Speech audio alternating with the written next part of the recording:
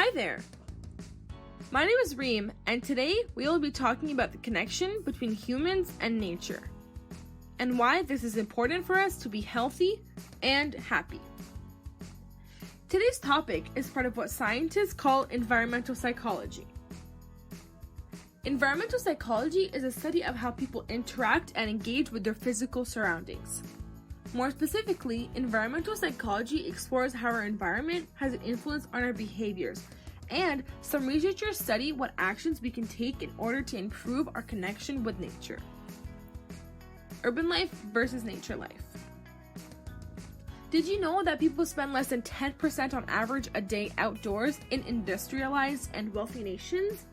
In other words, people who are uncomfortable in the wild are most likely to find outdoor activities or careers unpleasant.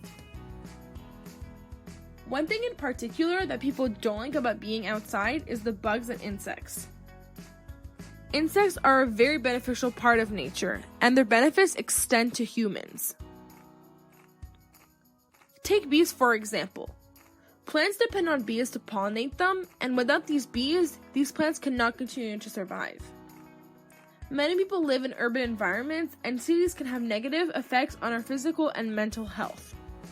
Did you know that urbanization may be one of the most important factors when it comes to the chronic mental and physical diseases in the 21st century? Our urban world is filled with many attention-grabbing noises, like alarms, ringing phones, and televisions that make us lose focus. Nature, however, is known to be calming and gentle, which allows one's attention to become rejuvenated and refreshed, even if this nature is found in the middle of a cityscape. Why engage with nature? Benefits of such actions. There are many reasons why we should increase our engagement with nature. These reasons include cognitive, creativity, and concentration benefits, emotional and mood benefits, and benefits for the environment. The cognitive, creativity, and concentration benefits of nature.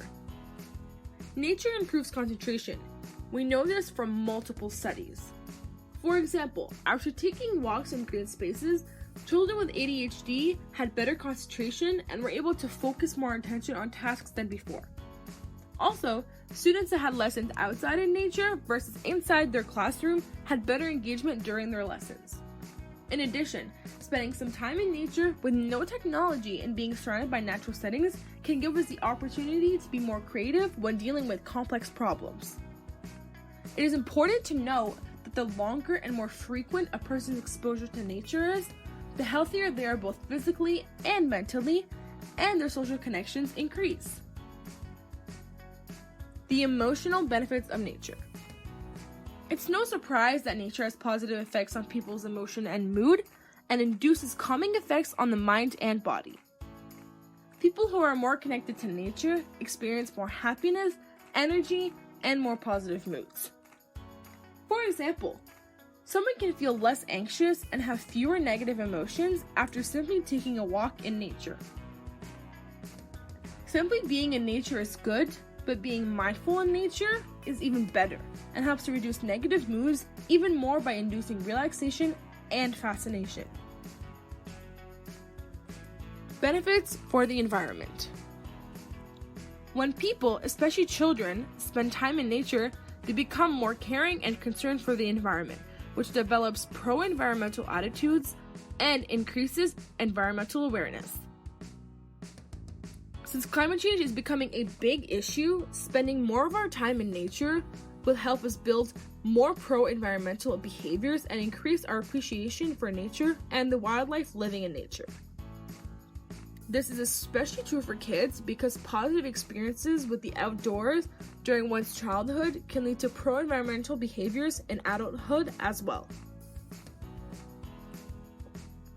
Ways to further engage in nature. There are many reasons to engage in nature. Firstly, nature-based interventions are one way to encourage people to engage in nature. Outdoor field trips and camps increase children's connection with nature. Outdoor workshops and education programs are also some examples of activities that increase connection to nature. During something called the 30 Days Wild campaign, A group of researchers encouraged participants to do something wild every day and share their participation on social media in order to get others to engage and maintain participation. Encouraging people to spend more time in nature via social media can create enthusiasm for being in nature. Another great initiative is from the Forest and Nature School, which recognizes the importance of children being connected to nature. Students in the FNS spend the majority of their school days outdoors engaged in nature instead of spending most of their school days inside. Tips to help you connect with nature. Go for a walk with a friend and observe the different things in the sky. Example, cloud formations and stars on a clear night. Build a snowman with your sibling and take a picture of it. After a snowy moment, go out and look for different animal traces and try to figure out which animal they belong to. Plant a garden. That way you can discover the different natural components of plants, insects, and soil and eat the veggies you planted. Go looking for seashells on the beach, but make sure to leave them in their place. Have a picnic in the wild. Go for a swim in a lake instead of an indoor pool. Go strawberry picking in the summer and apple picking in the fall. Play ice hockey in an outdoor rink during the winter. And finally, roll down a hill in the spring and summer and sled down a hill during the winter.